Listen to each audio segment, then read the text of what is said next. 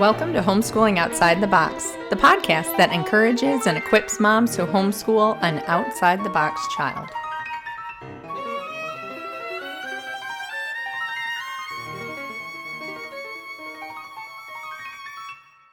Hello, I'm Cindy Renna, and I'm so excited to have you listening today because I have a wonderful and hilarious guest on the show. Betsy Jenkins is here with us on Homeschooling Outside the Box.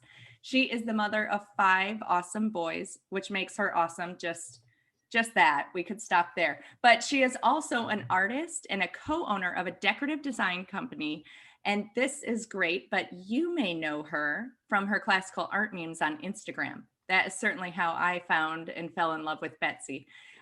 She is married to a Renaissance man who can fix and build just about anything. And together they are just crazy enough to think that raising and educating 1 million boys at home is a really sweet deal. So Betsy, welcome to the show. Hi, thank you for having me. It's great to be here. I'm so glad to have you. Like I said, fell in love with you on Instagram. I'm one of those crazy people who really laughs out loud. You know, we write in our text like LOL. Like I'm the one who's actually laughing out loud to myself. And every time I would scroll through your account, I would literally laugh out loud just by myself. So I thought, oh gosh, I love that. I've got to share you because I just know everyone's going to be so encouraged. So go ahead and tell us just a little bit about yourself. Like give me a quick background on you and yours and how you came to fall in love with homeschooling. Well, I have 5 sons and they're spread out in age. Oldest is 20, youngest is 6. So we started out on kind of a traditional trajectory with school. You know, we did private school, then we did a little public school with our oldest 2. And then my second son was really struggling with some things at school, just education wise. He has some learning differences. And I just felt like I was seeing the spark die in him. Like it was just that thing that made him so special was the thing that I felt like some people in the school situation wanted to kind of tamp down in him. Mm-hmm. So I just really felt a calling to bring him home and educate him at home. And so we said, okay, you know, no decisions are permanent. We can try it. If it doesn't work out, it's okay. We can just go back to school because really they did have a fantastic public school that they were going to, wonderful teachers, wonderful environment. It's just when you have 20 plus students in a classroom, you really do have to have them following certain order. And so some of those, you know, out of the box kid things that are wonderful and unique don't work so well in that environment. Mm-hmm. So brought him home, ended up loving it. Felt like we needed to bring home his younger brother for homeschool as well. And then we've just kind of been homeschooling ever since. Along with that, we do say we are always open to God telling us different direction this season. You know, we reassess all the time and say, is this still working? Is this still the best? Because we know that God can use all different ways of educating for different kids. You know, my oldest son, who's 20, I homeschooled him for 1 year and we have creative differences. So he flourished in the charter school. We got him in a science and math charter school and he just flourished. It was the best thing for him. And I love how you really hone in on what each child, you know, the differences that they need and that's the blessing of homeschools. You can do that. You can pick and choose and custom fit. Okay. So you started homeschooling and then really loved that. And I know you're an artist. So then talk to me a little bit about how did homeschooling with the classics come about? How was that born on Instagram? Well, I've always had a love for art, for classical artwork. I studied art history in college. I have to be honest, never got my degree, but instead I got married and had kids. But it was just always a passion of mine. And one of my sons actually struggles with an autoimmune disorder, which causes chronic pain. And so during a season where he was in a lot of pain and we were really struggling, I started sending him memes because he's a high schooler. And so he has a phone. And so I would just text him memes or just across from each other on the couch and that we'd laugh over. And then I started like, I can make my own for him. And so I was like, let's start making funny homeschool memes. So I started making those and sending them to him to laugh. And then I was just like, you know what? I'll make an account and put them up. I'll just share them with some of my friends. They'll like it. And Just a few people, right? so Yeah. just a few people, just like my friends will look at it, whatever. It'll be funny. You know, it's such a niche thing. And put it up. And then that first account, when I put it up within the first 2 weeks, I was already at like 5,000 followers. And it was just bizarre. Like I was so stunned Yeah. how that happened. That's awesome. You obviously struck a note with people. And so if people listening have not had the pleasure of seeing this, tell us a little bit about what you do, because you marry a couple worlds together. And I think you just hit a note that really needs hitting in the homeschool community. Like you really feel, like you said, it's a niche for sure, but it's one that needs to be addressed. So explain what you do. So I curate a ton of different classical art pieces and artists. I actually really like to teach people about art and artists and have them kind of look at it in a different way, because when people look at something in a new way, from a new direction, oftentimes it makes them more curious and they want to research further and look into it deeper. So by taking these pieces that maybe they've seen around or would just fade into the background for them and making them funny, all of a sudden people are like, oh, I'm interested in that. I want to look into that. And so I always put the artist's name and the piece, the year it was produced, so that people can go and look it up themselves. And if I find a piece particularly interesting or the subject or artist interesting, I will add in that information for people too, just because I found it fascinating. Yeah. And along with that, I just like to take something that we think of as more formal, classical, like, you know, sacred, hands off, and make it funny and make it relatable. And doing that is kind of helpful for us homeschoolers who can tend to take things a little seriously. No, We can not tend, homeschool moms. never. I think that we've had such an uphill battle culturally with, you know, kind of being accepted, you know, are we doing the best thing for our kids? That we feel like a constant need to prove ourselves.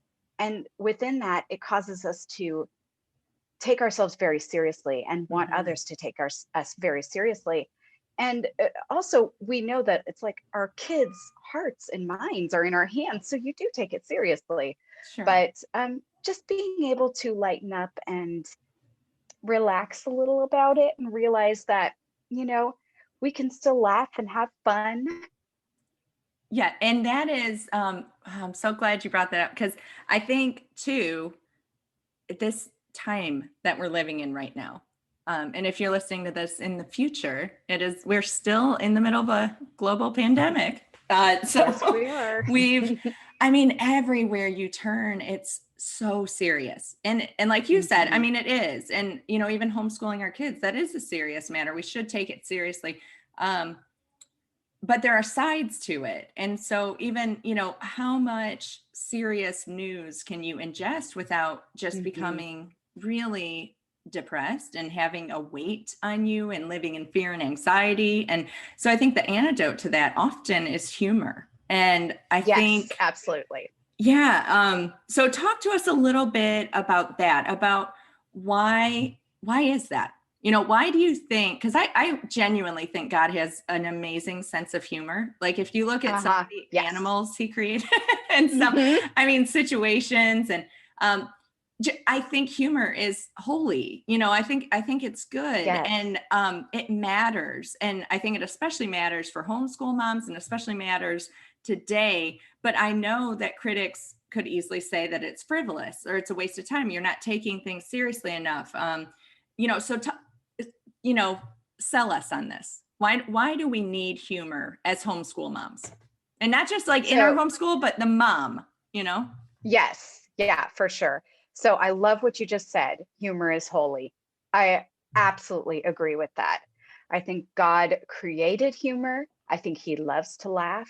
I think that, you know, he made us to have this ability to take a situation that could feel heavy, that could feel overwhelming, and be able to infuse a little humor in it, because we can't take ourselves so seriously.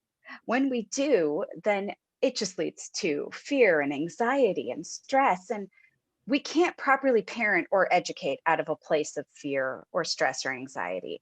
Yes. So I actually have a little kind of thing that I do with myself and with my kids, which is called just laugh at it.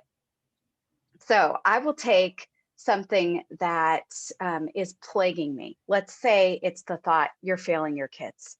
I know as homeschool moms, we've all had that thought, you're Yeah. failing your kids. And it gets stuck in a loop. And what it really is it's a lie, Mm-hmm. because we've been promised that all of our children will be taught by the Lord and great will be the peace of our children. So we're not failing them. So Yeah. I take that lie, I say, that's a lie. That's ridiculous that I think that I'm going to fail my children when their father is the God of the universe. And then I laugh at it. And I'm just like, Mm-hmm. what a ridiculous idea. And I actually make myself laugh out loud at it. And then I go and I find scripture that counteracts it with truth and says, this is the truth. Yeah. That's just silly. So it kind of disarms it, because we can be so heavy with ourselves.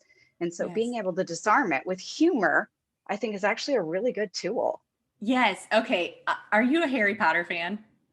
Yes. Yeah. Okay. So you know what scene Uh-huh. I'm thinking of right now? What's the I spell? absolutely do. Ridiculous or Yes. what's um Ridiculous. ridiculous. Yeah. Ridiculous. My kids Yeah. would be so ashamed of me right now because I didn't know that off the yeah, but that's what I'm thinking of, and Yes. it's right. And I think reminding us that we have power, okay, over Mm-hmm. and transforming our minds. That's we're called to do that. And so right, taking Yes. that thought captive, okay, and changing it. And so humor can be a wonderful way to do that.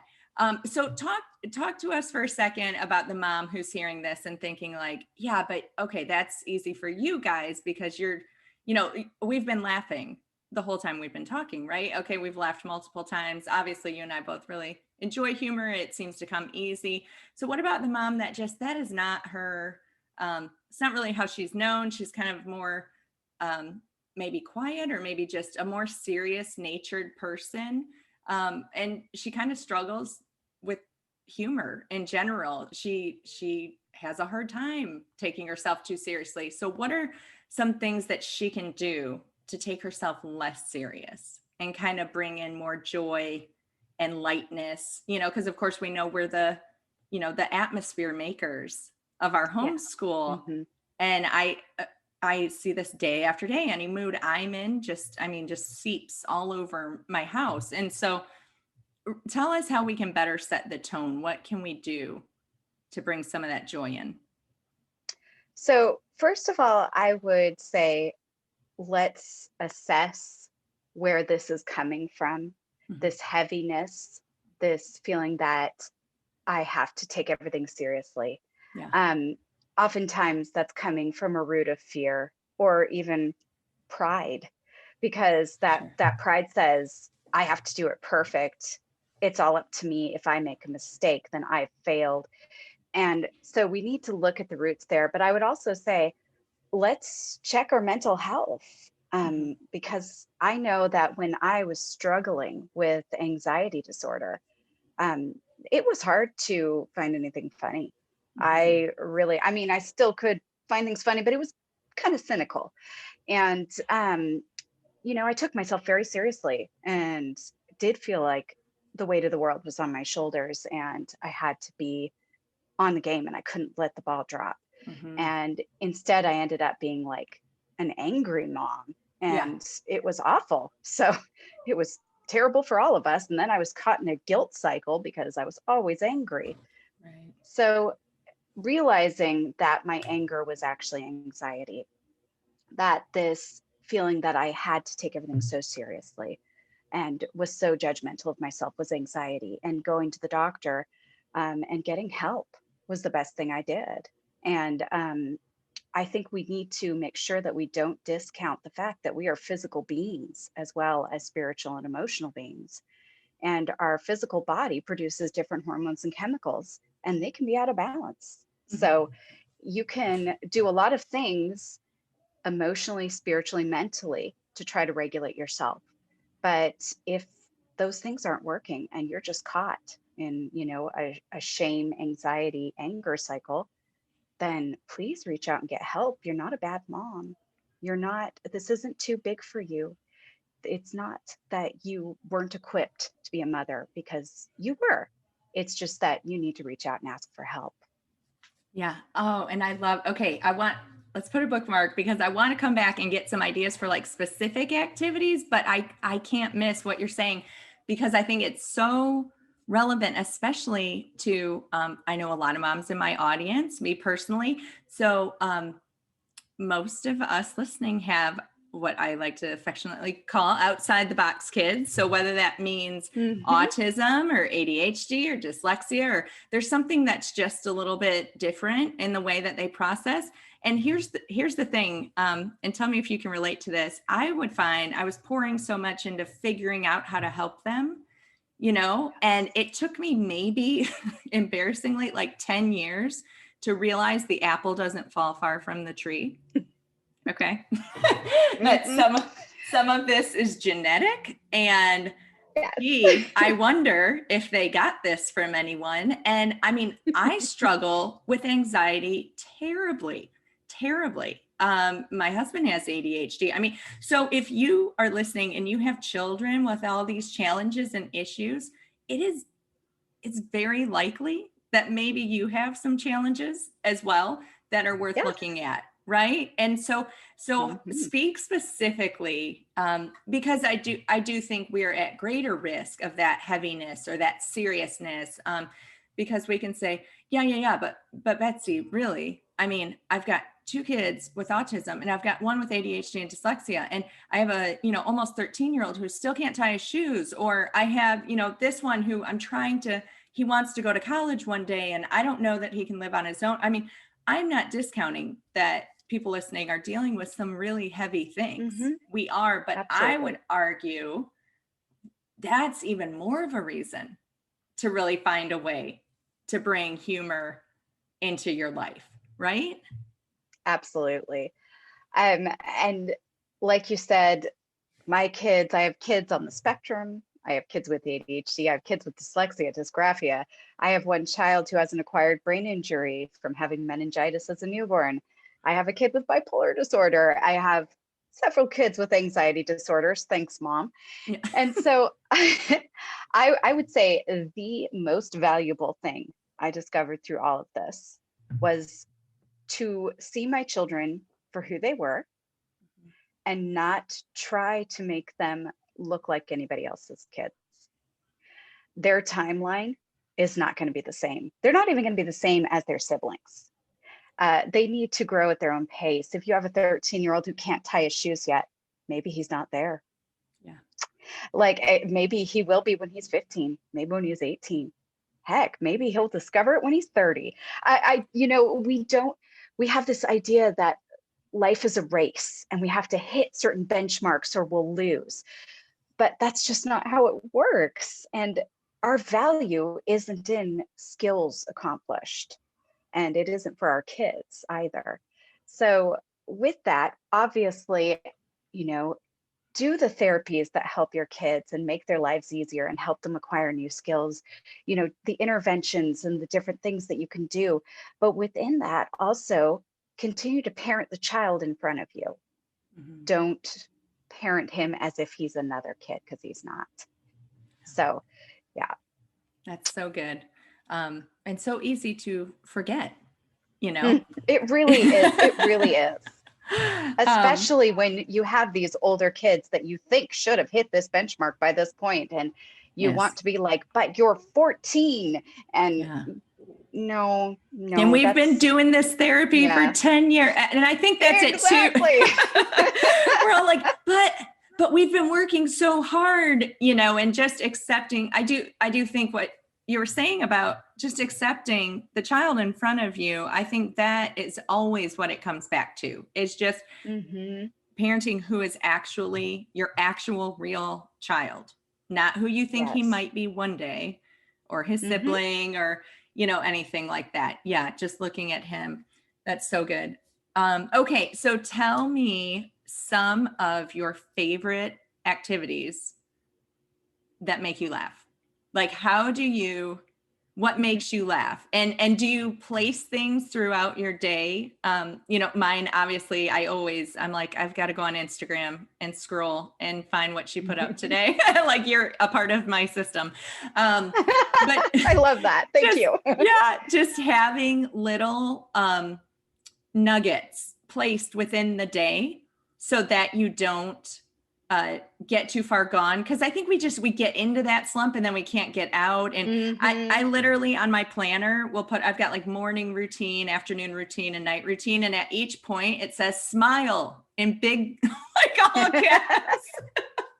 And I'll force myself, no matter what my mood, like to, I'm gonna smile, and it changes the atmosphere. It makes it easier. It's like, okay, it's okay, relax. So do you have things that you place in your day to help you to laugh a little more? And if you do, what are they? So, our family, humor is really important to us. Yeah. Not only my current family, but my family of origin as well. We've always handled hard, stressful, sad situations with humor. I mean, my sisters and I are the ones who are sitting in the back in the funeral trying really hard to laugh quietly because we found something that just has cracked us up. It's not that we're not sad. It's not that we didn't love or respect the person here, but Right. we handle things with humor. So Yeah. whether that's always healthy is debatable, but there are a million inside jokes, funny stories, that we just are constantly going back to throughout the day, throughout our lives, just interactions together. And with my teen sons, I send them funny TikToks. They send them to me. It's become the way that I really bond with my teenagers, which is hilarious because I was the mom who was like, oh, my kids aren't going to spend a lot of time on their smartphones and we're going to be, unplugged. And now I'm like sending my kids TikToks, but and we just find things to enjoy. And when we do find ourselves feeling bogged down or too serious or losing our temper with each other, we will turn on music and dance. Yeah. Just, have fun. That's awesome. I love that you said that about it's a family thing, because Mhm. I think that's it too. And I think as the mom, sometimes our tendency is to like create order. We got to get everybody Mhm. back on track and rein everybody in. And, wanting to, it's okay to not always be that person. It's okay to just laugh or enjoy the moment. And I know, in our home, my husband is the funny one. And so he's really like refined me over the years to just relax a little bit. I tend to be too serious. So it's helpful when it's a family affair. And a lot of times with those teen boys, man, humor will get you so far, so far. Yes. I mean, even in the midst of like you're at each other's throats, or that will always break the ice for us. And it Yeah. sounds like, Mhm. yeah, that's a great tool in a teen mom pocket for For sure. sure. Along with that, I would like to say though that I am careful when my kids are coming to me, even if they're angry with something that's really important to them. I do try to look them square in the eye, take them seriously, and reaffirm to them that their feelings are real and important. And so, just saying that I do want to respect my children and their feelings and not laugh things off. So For sure. there's a Yeah. time and a place for everything. Yeah. That's exactly what I was thinking. Right. And I think we just get into trouble when we think it is always time to be serious. Yes. I think we probably all, yeah, know the time. It's way easier to be serious for most Yeah. homeschool moms. So those are Mhm. good. Those are good tips on how to kind of put humor in your day. And I think too, inside jokes that you mentioned, like with your sisters, all those references that you all kind of get are all connections that help to weave a family together. Yes. I mean, Yeah, so you would say that keeps you closely bonded. for sure. I love to think of it like in the Bible, how God told the Israelites to make themselves stones of remembrance. Mm-hmm. These are times when God was faithful, when he rescued them. And so we take those not only for the times when God came in and rescued us, but we also take them for when the times God broke in and gave us humor and gave us joy in a situation that might otherwise have been awful. I love my friend Greta Eskridge says, it'll make a great story later. She says that about all of the difficult situations they find themselves in. And that's the kind of attitude that takes those moments that could be difficult and turns them into a beautiful stone of remembrance that you get to pull out and say, remember that time, but God was faithful. And that's how I see humor. Kind of, that's all the funny stories and the inside jokes. They're all stones of remembrance of the joy and the connectedness that God has given us. Yeah, because most often those times with our family are it's when it's unexpected. And it's funny because I've got one with his diagnosis is pretty much Asperger's, but it's under the new manual, so whatever, um, details, but textbook. So we went through a season where we were really trying to explain humor to him, Yes. and getting the jokes and understanding why something is funny. So I found myself having to define what made something funny, which is a very odd, I don't know, because you just kind of get it. But what we came down to was it's when something unexpected happens. You think one thing is going to happen, but then something else happens. And if you think of how many times, like, we don't think it's funny at the time, because I remember, so at Wild and Free, I got to hear Greta speak, and she's wonderful. And her story about, being out in the rain, they went on this huge family walk, right? And got stuck in pouring rain. So, I mean, we all have a story like that where that was not funny at the time, but afterwards we can see the humor in it. And so not taking ourselves too seriously. Yes. Oh, that's so good. Okay. Well, tell us, please, if you have a favorite meme, because I'm going to send everybody to your Instagram account. And are you on Facebook? You're on Facebook as well, right? I am. Yes. Yeah, It's okay. our homeschool page. The meme page is Homeschooling with the Classics. Okay. All right. So I'll definitely link to both of those, but you've done so many wonderful ones. And I love to, and listeners, you can do this, just like share it with your homeschool group or your community. I always get such a good response. Like, somebody always needs it. Somebody will always write, they're like, oh my gosh, I needed that so bad today. But out of all the ones that you've done, do you have a favorite or a memorable, most memorable? Oh gosh, that's really hard. I think the ones I most enjoyed making were actually the Enneagram homeschool ones. Those are just great. because I got to really deep dive into the different personality types and kind of make a little this is your homeschooling personality out of it. And it was just so fun seeing the reaction of people just being like, oh my gosh, how did you figure this out? This is who I am. And that was really fun. I love doing that. Those are so fun. Yeah, just the connection of being seen is so big, especially for homeschool moms who, we're often on our own. And, especially during this season, there's just been so much on our own. And so feeling that connection, like, oh, me too. And you see me, it's so big. And so I just loved that. I loved giving people a chance to feel seen and connected. Yeah. Oh, and they do. And you're doing such a great job encouraging us and Thank you. Bringing light and laughter into our homeschools when we desperately need it. Can we find you anywhere else online? So I just have right now the Homeschooling with the Classics. It's homeschooling_ with the Classics. And that's my Instagram account. And then Homeschooling with the Classics on Facebook. And that's it for my Homeschooling with the Classics pages. I tried a Twitter account and realized I can't handle another platform. So that was me. I couldn't stand it. And I'm like, I just don't get it. I can't. learn a new thing. So, right, stick with what you know. That's what works. All right. Well, thank you so much for being on today, Betsy, and making us laugh and reminding us to laugh, because it is truly, it's a gift. It's a medicine. And it's something Yes. we all need to practice. Thank you so much for having me. It was lovely to talk to you today.